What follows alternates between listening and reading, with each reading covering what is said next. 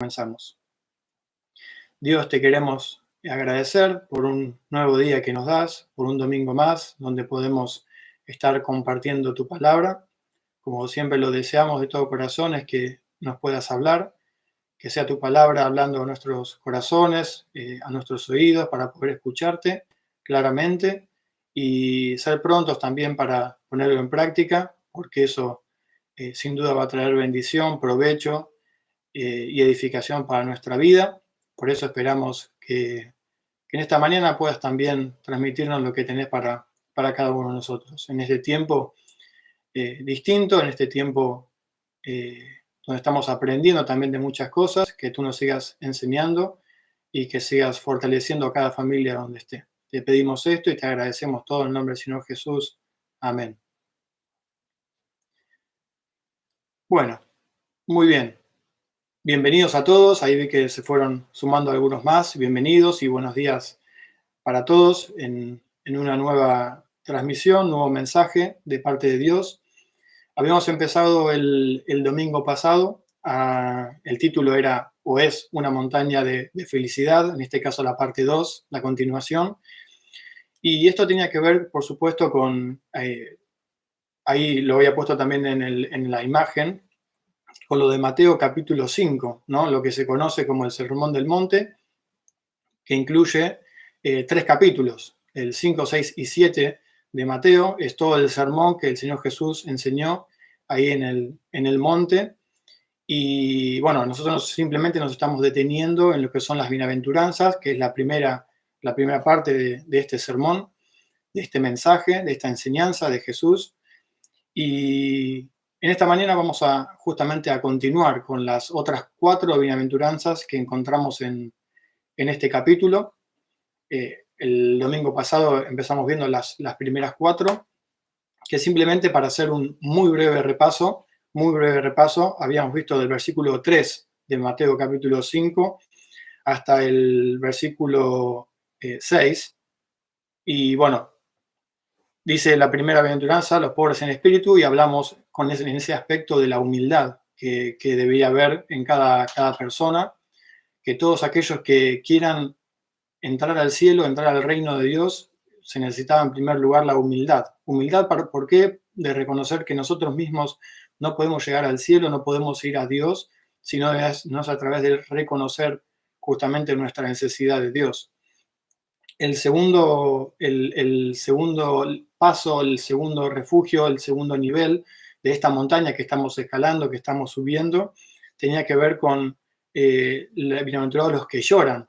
Y por ahí parecía algo, dijimos que las bienaventuranzas, muchas de ellas, la mayoría, son paradojas, o sea, son algo que parece a simple vista contradictorio, pero que obviamente después cuando uno lo entiende, le encuentra el significado y el sentido de lo que está queriendo decir.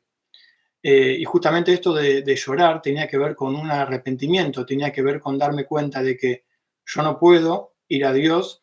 ¿Por qué? Porque veo mi condición, veo que soy pecador, veo que hay cosas en mi vida que no están bien. Todos, dice la Biblia, que todos somos pecadores, que no hay justo, ni aun uno, no hay nadie sobre la tierra que sea bueno y que pueda ir al cielo si no es a través de un arrepentimiento, ¿no? Sino es a través de darme cuenta de que soy pecador y que necesito de Dios. Por eso, para arrepentirme, primero necesito la humildad, y dijimos que cada bienaventuranza se corresponde de la otra, de la anterior. Por eso es una seguidilla y se necesita de la anterior para poder seguir avanzando. Entonces dijimos, la primera bienaventuranza es humildad, con eso se puede entrar al reino de los cielos, y eso la humildad me va a llevar a ver mi condición de pecador, y al ver mi condición de pecador me voy a lamentar, voy a llorar por ese pecado, y eso me va a traer consolación porque la voy a encontrar en el único que puede salvarme, que puede redimirme, que es Dios a través de la obra de Jesucristo en la cruz. La siguiente bienaventuranza dijimos que era la mansedumbre, ¿sí? La mansedumbre, y eso también nos hacía ser más como Cristo, que Él era el manso y humilde de corazón. Después vimos en el versículo 6, bienaventurados los que tienen hambre y sed de justicia. Eso hablaba de un hambre espiritual, ¿no? De querer conocer más de Dios, porque claro, a medida que uno va conociendo lo que Cristo hizo por nosotros, después va estudiando la palabra, va viendo todo lo que Dios sus promesas, va viendo todas las cosas que Dios hace y es para con nosotros, eso nos va dando cada vez más hambre y sed. Es un hambre y un sed que nunca se termina de saciar, ¿no? Que uno siempre quiere más. Uno siempre quiere más de Dios. Y justamente dice el final de esa bienaventuranza, porque serán saciados, ¿no? Como dijo el Señor Jesús, que vayamos a Él, que era el pan de vida, y que aquel que comiera de ese pan nunca más tendría hambre, ¿no? ¿Por qué? Porque Él es el que verdaderamente da satisfacción, da placer, da saciedad al alma y al corazón. Y bueno, ya esas son las primeras 4 que vimos, y fíjense, vuelvo a repetir que una se va correspondiendo con la otra. Llegamos al versículo 7, que es con el que vamos a continuar en esta mañana, y dice así, lo voy a leer para poder tenerlo presente al comentar sobre este primer punto, ¿no? Dice, bienaventurados los misericordiosos, porque alcanzarán misericordia. Voy a hacer una pausa acá, un momentito nada más, porque el domingo pasado yo mencionaba una palabra y por ahí no quedó claro, ¿sí? Por ahí algunos sí ya lo saben, pero por las dudas quiero aclararlo antes, que es la palabra mundo, ¿sí? Yo cuando hablaba de las bienaventuranzas y hablaba de todas las características que se mencionan acá, dije que van en contra de lo que el mundo hace y de lo que el mundo es, ¿no? Por eso es tan paradójico muchas veces, porque no es lo que estamos acostumbrados a escuchar o a ver a nuestro alrededor. Y quería tomarme un minutito nada más para explicar lo que significa la palabra mundo. La Biblia habla del mundo haciendo referencia a tres aspectos. El primero es para referirse al mundo como globo terráqueo, o sea, al planeta Tierra. Esa es una de las primeras formas en las que la Biblia habla de este término mundo. También se refiere la Biblia al mundo cuando hace referencia a las personas que habitan, que viven en este mundo. Y ahí por ahí conocemos el versículo conocido de Juan 3:16, que dice que de tal manera amó Dios al mundo. Obviamente no va a ser al globo terráqueo, al planeta Tierra, sino a las personas justamente que viven en ese planeta Tierra. Esa es la segunda referencia que hace la Biblia al término mundo. Y el tercer término a la que la Biblia se refiere es al sistema mundo, como aquel que es controlado por Satanás, por el pecado. En definitiva, ese sistema es la forma de vida que va en contra de la voluntad y de lo que a Dios le agrada, de lo que Dios quiere. Y a eso es a lo que me refiero cuando comparo estas bienaventuranzas con el mundo, ¿sí? Tiene que ver con ese sistema de vida o esa forma de vida que va en contra de lo que Dios quiere. ¿Sí? Por eso están opuestos y es lo que vemos a nuestro alrededor, ¿no? Que la forma en que se maneja la gente, que por supuesto no conoce a Dios, está controlada y dirigida por esta forma de vida. Dicho esto, ahora sí me quiero meter, y por eso es tan importante estas bienaventuranzas. ¿Por qué? Porque la forma de felicidad, de encontrar la felicidad del mundo es distinta a la que Dios propone a través de estas bienaventuranzas. Por eso es tan importante estudiarlas, por eso es tan importante conocerlas, saber, para que tengamos una felicidad no que dure por momentos, ¿sí? Porque el mundo, por ejemplo, el sistema en el cual estamos, dice que para ser feliz hay que tener plata, o hay que tener una casa, o hay que tener, y lo que Dios justamente, la forma de mirar las cosas que Dios no son temporales como el tener plata, que por ahí va y viene, o esas cosas que podamos llegar a encontrar, materiales o placeres temporales, ¿sí? Justamente porque son eso, porque son temporales. La Biblia acá, cuando nos enseña estas bienaventuranzas, son cosas que duran para siempre y permanecen. Entonces, ahora sí, dicho esto, vamos al versículo 7, donde nos quedamos, que dice, bienaventurados los misericordiosos, porque alcanzarán misericordia. Bienaventurados los misericordiosos, porque alcanzarán misericordia. Esta es la quinta parada a la cual estamos subiendo de esta montaña, estamos avanzando, y todo lo que estamos viendo apunta a la parte interior de nuestra vida, ¿sí? Es imposible hacer estas cosas, por ahí podemos ser misericordiosos una vez, 2 veces, pero si no es un cambio, una transformación interior, nunca va a ser una forma de vida definitiva, ¿no? Por eso apunta a eso, ¿no? Todas estas bienaventuranzas apuntan a nuestro interior y no solamente a tener actos temporales, sino que al cambiar interiormente, ser transformados por Dios, uno puede ya que sea esa una forma de vida, ¿no? Siendo misericordioso siempre, no cuando nos salga nada más. ¿Qué significa o qué es misericordia? Significa compasión acompañada de un deseo por tratar de aliviar el sufrimiento del otro. Lo vuelvo a repetir para que nos quede bien claro este concepto de misericordia. Es compasión, pero que no se queda ahí solamente, sino que es compasión acompañada de un deseo por tratar de aliviar el sufrimiento. Por ahí el espíritu de esta bienaventuranza es lo que experimentamos con la feria solidaria, ¿no? El versículo del cual nos inspiramos para la feria es el de Hechos capítulo 20, versículo 35, que dice que mejor es dar que recibir. Aquel que es misericordioso tiene esto en el corazón, ¿no? De siempre pensar en el bien del otro, en dar, en satisfacer la necesidad del otro. Siempre es mejor dar que recibir, ¿no? Ese es el espíritu de esta bienaventuranza, de aquellos que son misericordiosos. Y por ahí el ejemplo más claro para explicar esta palabra misericordia es la que vemos en la parábola, no, en la historia que Jesús contó del buen samaritano, ¿se acuerdan? Por ahí para aquellos que no lo tienen presente, hago simplemente un repaso de esa historia. Un hombre que descendía de Jerusalén a Jericó cayó en manos de ladrones, le sacaron todas las cosas que tenía y no solamente eso, sino que lo golpearon y lo dejaron como medio muerto. En eso desciende un sacerdote, desciende por ese camino y lo ve, pero simplemente lo ve y sigue largo por su camino.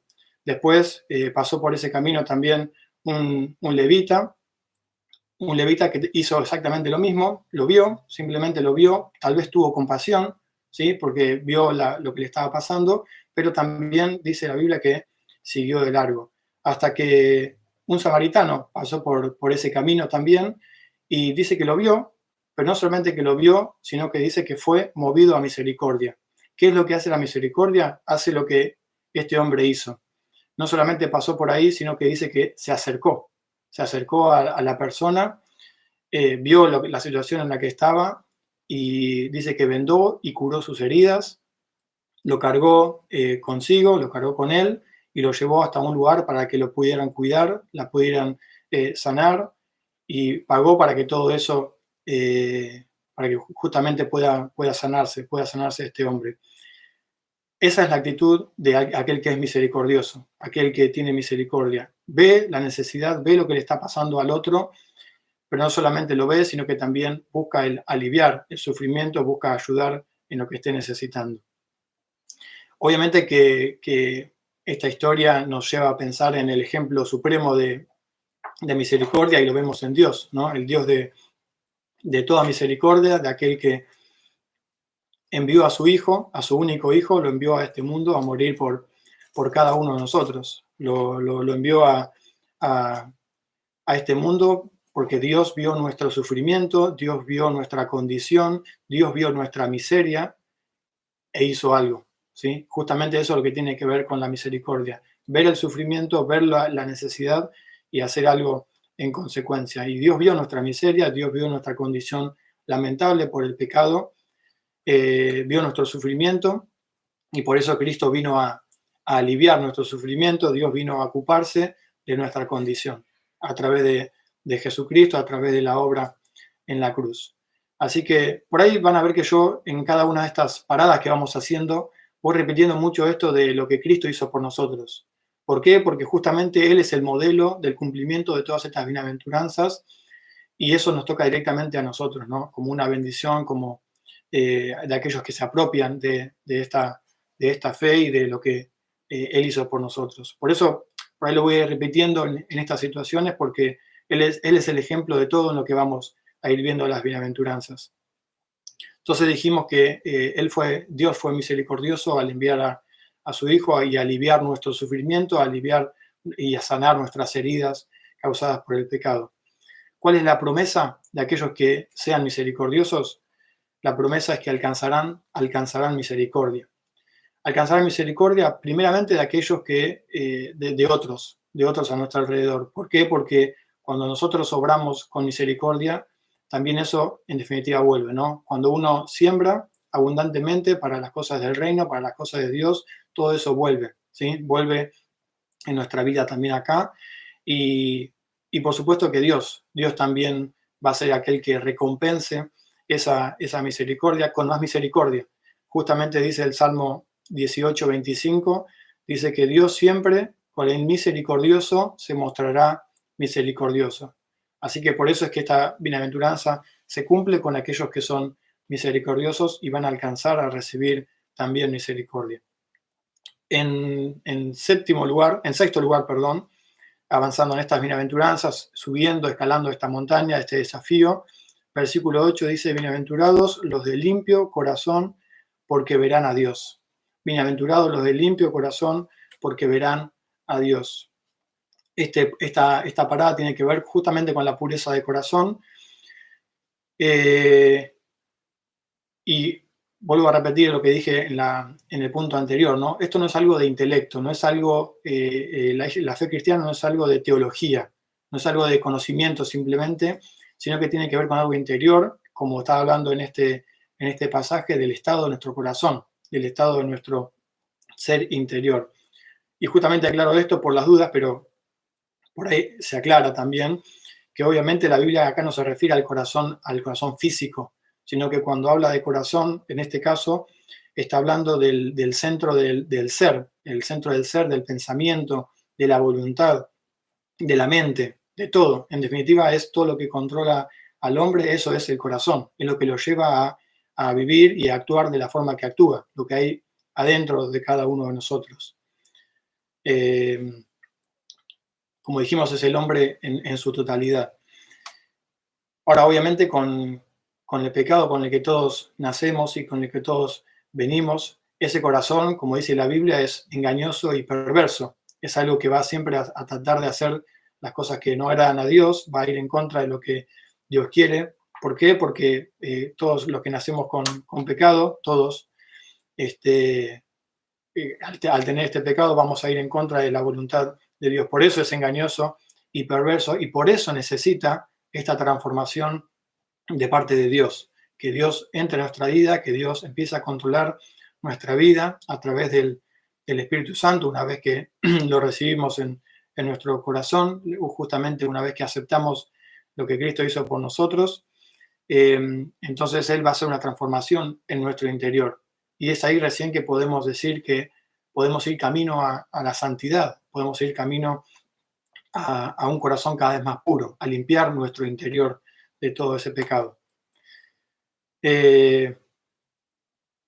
Por eso es tan importante que Dios obre y transforme nuestra vida.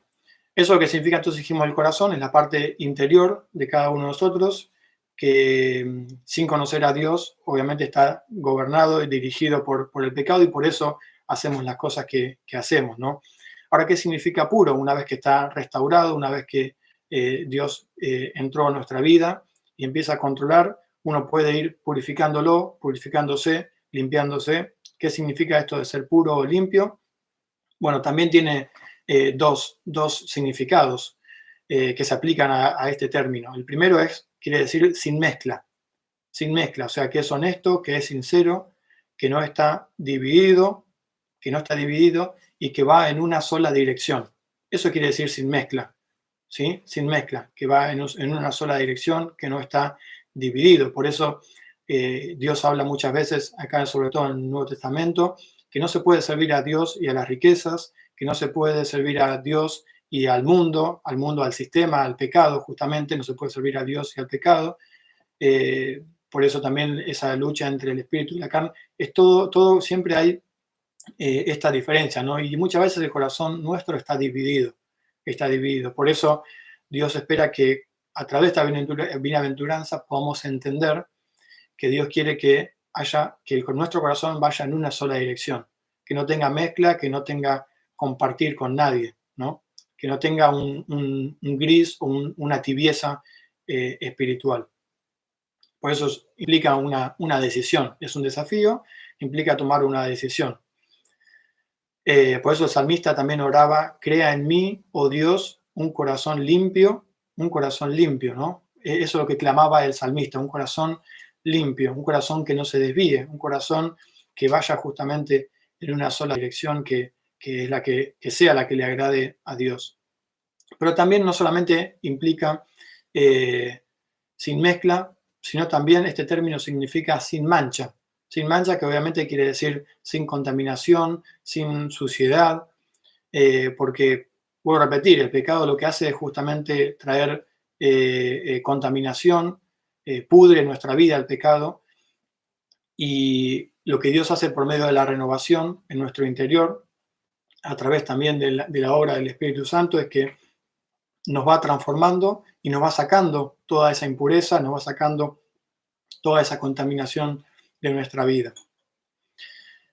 Podemos decir entonces, en resumen de este punto, de esta bienaventuranza, que aquel que es limpio de corazón es aquel que también puede decir, como él dice el gran mandamiento, amar a Dios con todo el corazón, con toda la mente y con toda el alma, ¿no? Con todo nuestro ser.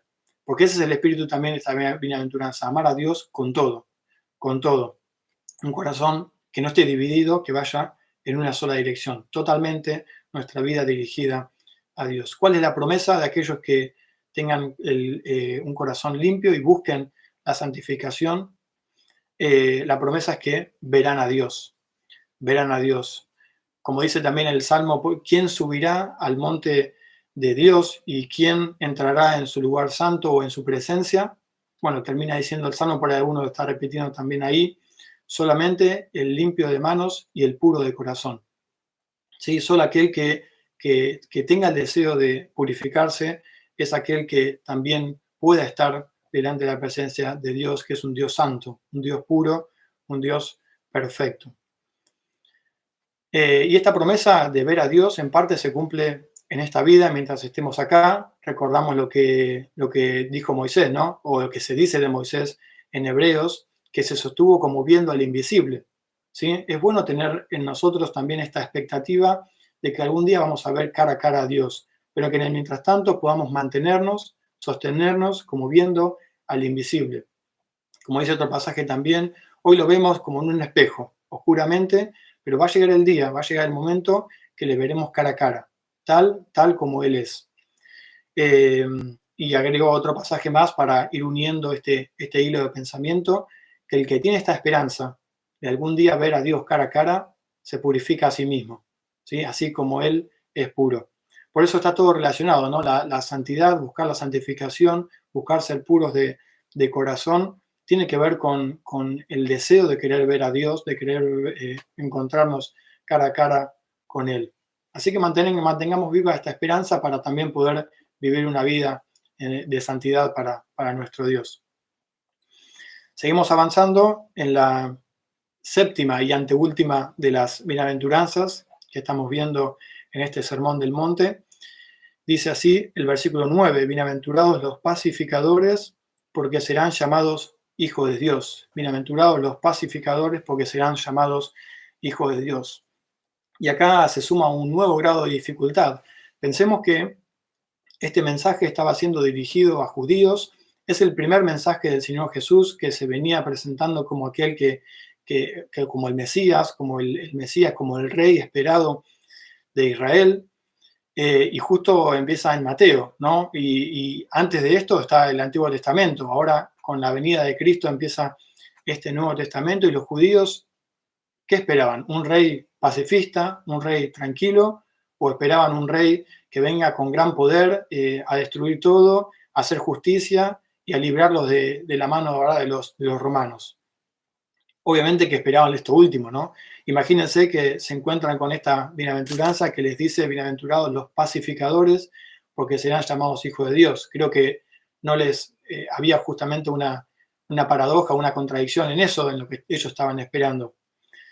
Pero para nosotros, ¿qué implica? Obviamente no somos del pueblo de Israel y no lo esperamos de esta manera como ellos estaban haciendo, pero sí reconocemos a Dios como nuestro Mesías, como aquel que estábamos esperando para salvarnos.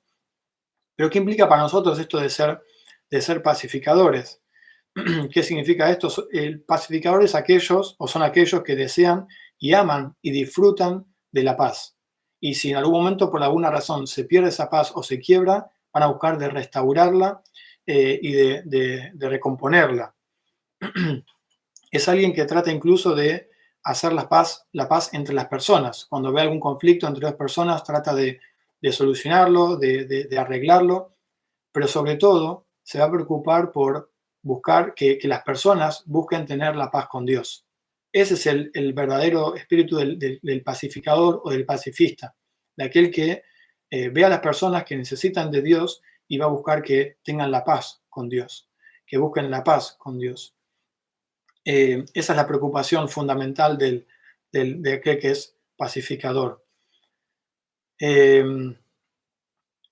Lamentablemente esta es una tarea pocas veces agradecida y pocas veces reconocida, ¿no?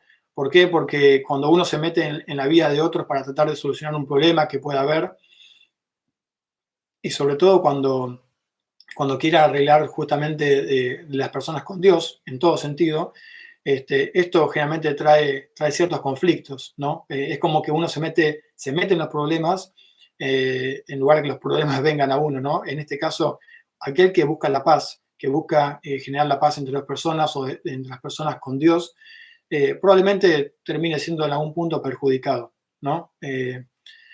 Pero justamente es algo que es necesario y que es fundamental.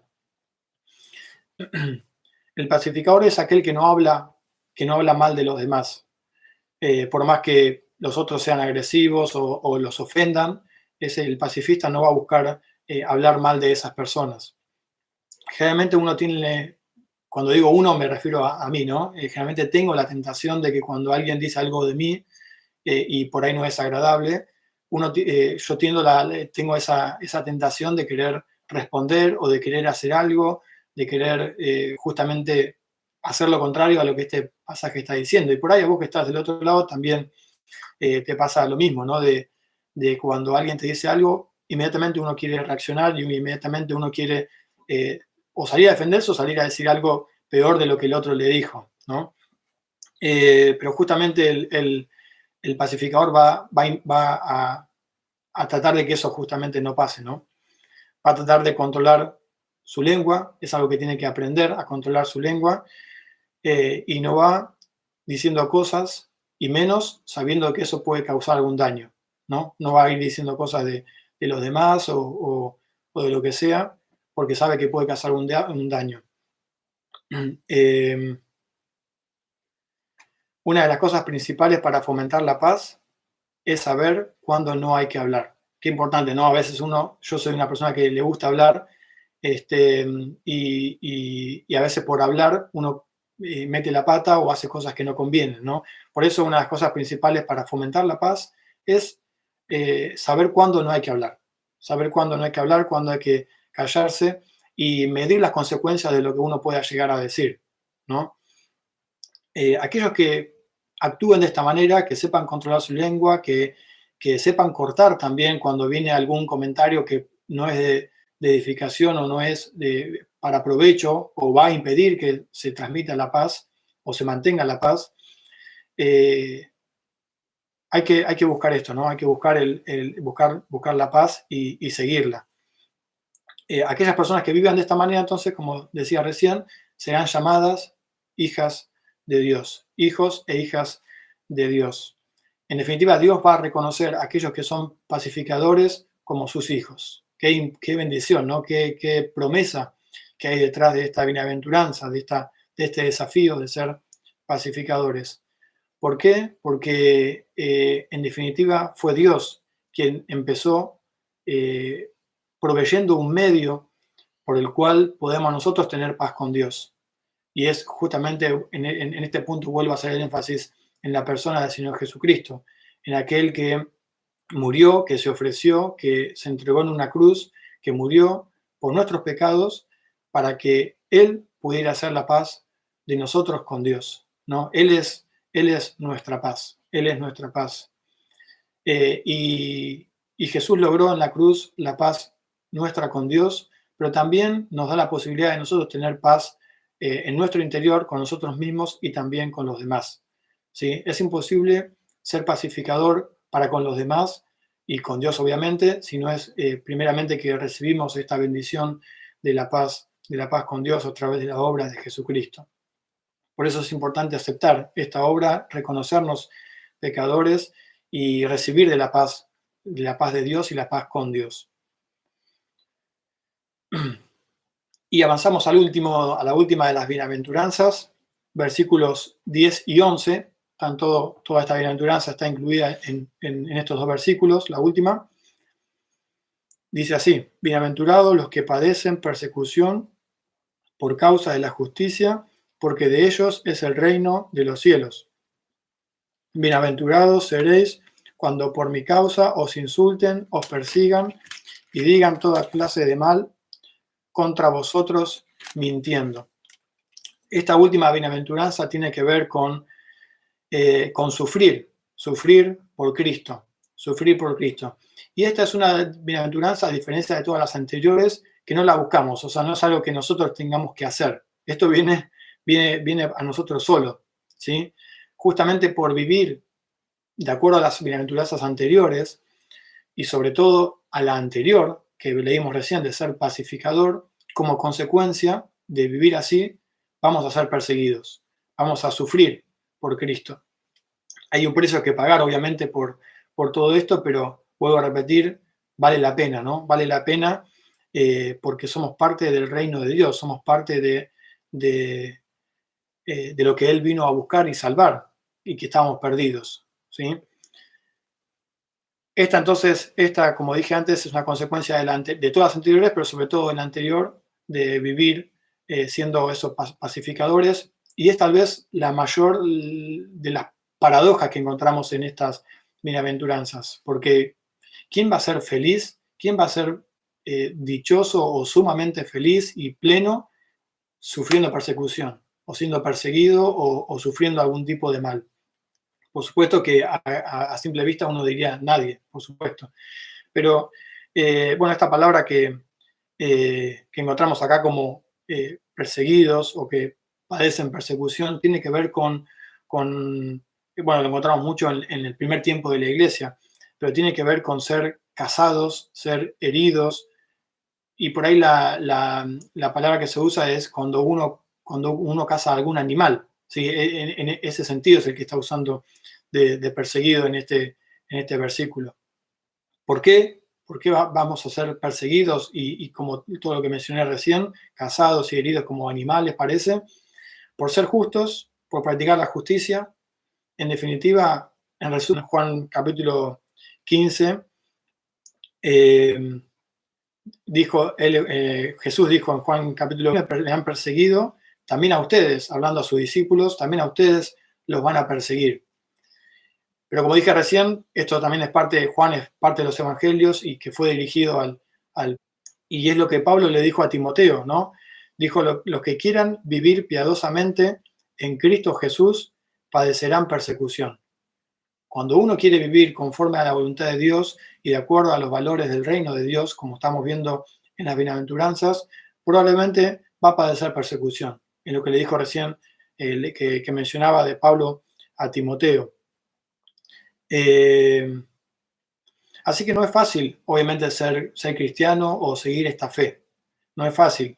Hay que pagar un precio. Por ahí, en nuestro caso, no estamos experimentando o viviendo a nuestro alrededor persecución. No hay nadie que venga y tengamos que estar escapándonos o estar saliendo corriendo o lo que sea. No pasa acá. Ni nos maten, ni nos lastimen, ni nos casen, como decíamos recién, en este término de la persecución, pero sí tal vez nos toca sufrir las burlas, otro tipo de maltrato, incluso hasta puede ser que hasta se aprovechen de nosotros, porque claro, dicen, él es cristiano, tendría que portarse de esta manera, de esta otra, entonces me puedo aprovechar de lo que él tiene que hacer o cómo ella tiene que comportarse, entonces se aprovechan tal vez de nuestra fe, de nuestra forma de vivir, ¿no? De hacer las cosas. Tal vez incluso nos pongan apodos, apodos que no sean del todo agradables, pero aún así, ¿no? Uno tiene que seguir adelante entendiendo que mientras más actitudes de estas tomen hacia nosotros, quiere decir que estamos caminando cada vez mejor, ¿no? En la fe y en la vida cristiana.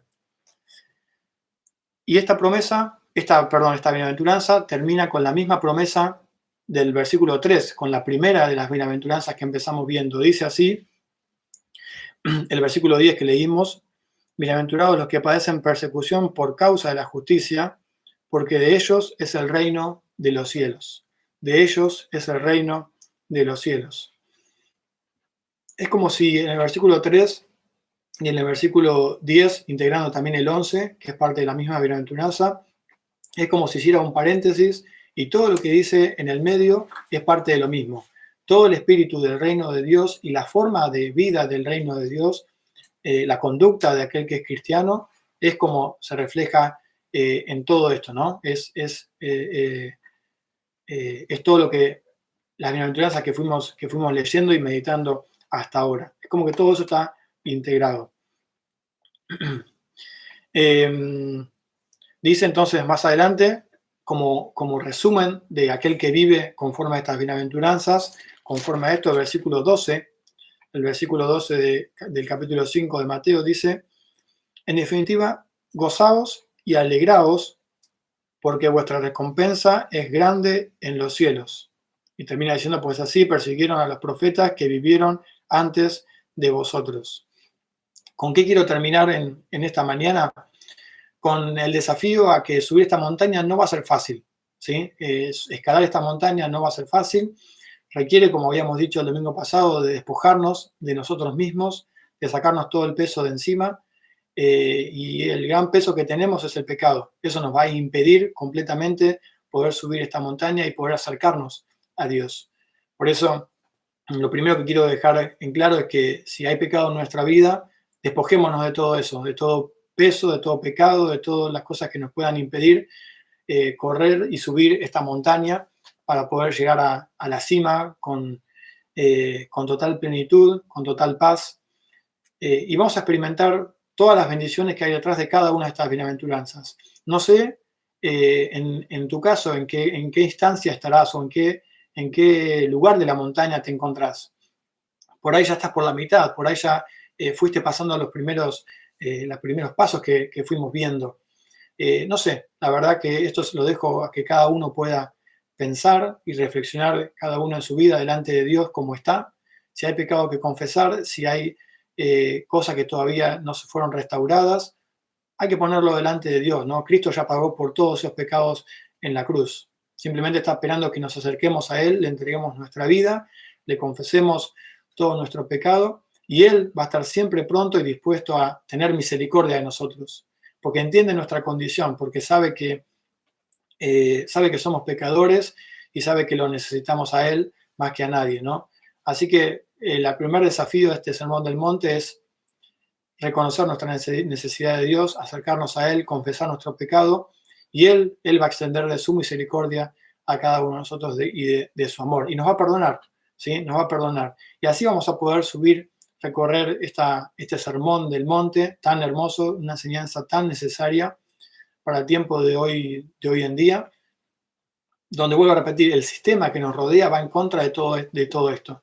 Por eso va a requerir de reconocer que vamos a sufrir posiblemente, no la persecución que encontramos en ese primer tiempo o que por ahí en algunos países se sigue dando, pero sí, algunos se burlarán, algunos nos pondrán apodos, nos maltratarán o lo que sea, pero aún así vale la pena. ¿Por qué? Porque el galardón que nos espera, dice el versículo 12, porque vuestra recompensa o galardón, vuestra recompensa es grande en los cielos.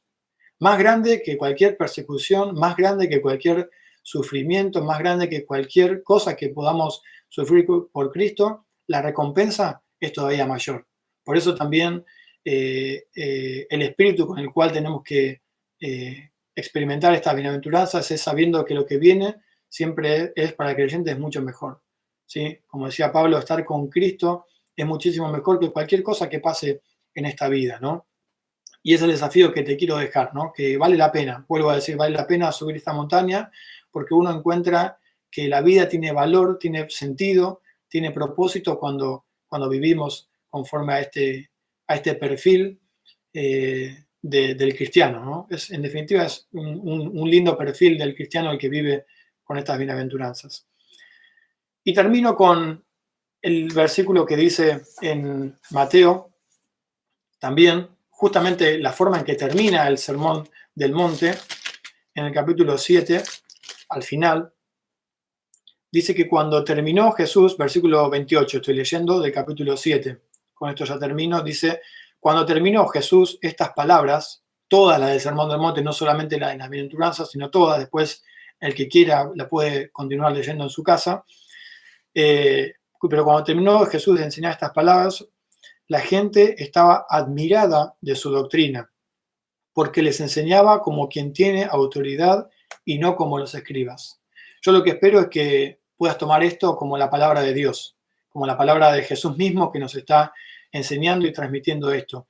Y la puedas tomar como quien tiene autoridad justamente, que es Dios, porque es su palabra, es su palabra. Y la podamos aplicar, ¿no? Y una vez más, al abrir su palabra podamos admirarnos, podamos disfrutar y deleitarnos de todo lo que Dios quiere y desea para nuestra vida, que en definitiva es ni más ni menos que la felicidad, que la plenitud, que un gozo que no cambia por las circunstancias, ¿sí? Porque la forma de la felicidad que el mundo propone y lo que vemos a nuestro alrededor es algo justamente, como dije antes, temporal. Lo que Dios quiere es algo permanente, un gozo que no cambia y una felicidad que no cambia a pesar de las circunstancias. Espero que podamos atesorar toda esta palabra en el corazón y poder maravillarnos una vez más de lo que Dios quiere para nuestra vida, que es siempre lo mejor. Que Dios nos bendiga. Vamos a terminar una vez más con una oración para afirmar todo esto que pudimos estar escuchando y pensando en esta mañana. Vamos a orar. Queremos agradecerte, nuestro Dios, una vez más por tu palabra, que es tan preciosa, tan perfecta para nosotros. Queremos reconocer que muchas veces estamos lejos de lo que tu palabra nos enseña, pero por eso queremos con sencillez, con humildad, reconocer nuestra incapacidad y poder mirarte a ti una vez más, nuestro Dios, nuestro Padre, para pedirte que nos ayudes en nuestras debilidades, para que nos ayudes a poder crecer, a poder asumir este desafío de subir esta montaña, que tiene grandes bendiciones, que tiene grandes recompensas para nuestra vida, pero sí que implica un gran esfuerzo o un gran sacrificio, implica muchas veces renunciar a muchas cosas con tal de agradarte y con tal de hacer tu voluntad. Por eso es que nos ponemos en tus manos, te pedimos que nos ayudes. Si hay alguien que no te conoce, que está escuchando tal vez este mensaje de salvación, de amor, de paz, de vida, por primera vez, que pueda mirarte a ti como el único que puede salvarnos, como el único que puede ofrecernos vida eterna, una vida que no termine, que continúe en el cielo, que continúe en tu presencia, que todos los que estamos escuchando y recibiendo tu palabra en esta mañana podamos aplicarla a nuestra vida, de la forma que tú consideres para cada uno, Señor. Te pido esto y te doy gracias una vez más por tu palabra, en el nombre del Señor Jesús. Amén.